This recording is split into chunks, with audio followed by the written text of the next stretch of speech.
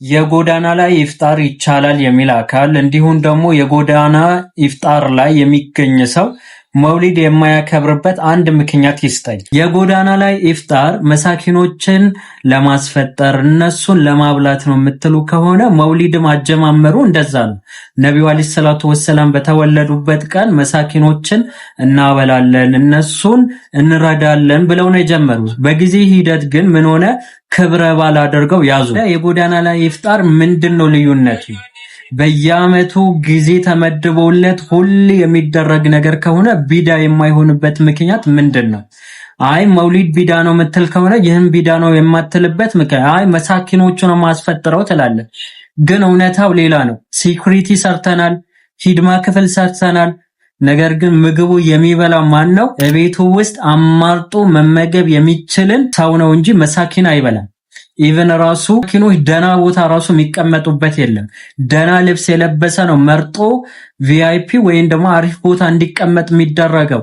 ግን ትንሽ ልብሱን የቆሸሸ ትንሽ መሳኪን የሆነ ሰው ሲመጣ ተገፍትሮ ነው የሚጣለው። ይህ በአይናችን ያየነው እውነታ ነው፣ የሰማነው ሳይሆን ይህን ሀቅ መካድ አይቻልም። እውነቱን መነጋገር አለብን። ያው ደግሞ ዑለማዎችን እናከብራለን። ክብር ለዑለማዎች ብላችሁ የምትዘፍኑ ራሱ የምታዜሙ ሰዎች ዛሬ ዑለማዎችን የከለከሉትን ነገር እንዴት በአክቲቪስት ተመርታችሁ ከዛ በኋላ አደባባይ እንትን ምናምን እያላችሁ ሌላ አጀንዳ የምትፈጥሩት ምንድነው? አንዴ ያስፈጠርክ እኮ አደባባዩ የሁሉን ዜጎች እንደሆነ አሳየ። ከዛ በኋላ እንዲህ የምታረግ ከሆነ የምር ኢኽላስ ተፈልጎበት ነው ወይስ ደግሞ እልህ ነው? ወነአውዝ ቢል ባዳ ደግሞ በልህ አይሰራ፣ የአላህን ፊት ተፈልጎበት ነው የሚሰራው። እልህ ውስጥ ተገባብተህ አይደለም።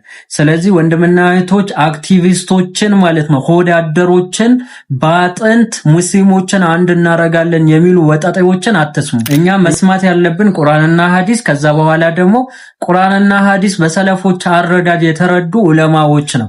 ክብር ለዑለማዎች ብለህ እንንን የምትል ያው ዑለማዎችን አክብር አይቻልም እያሉህ ነው።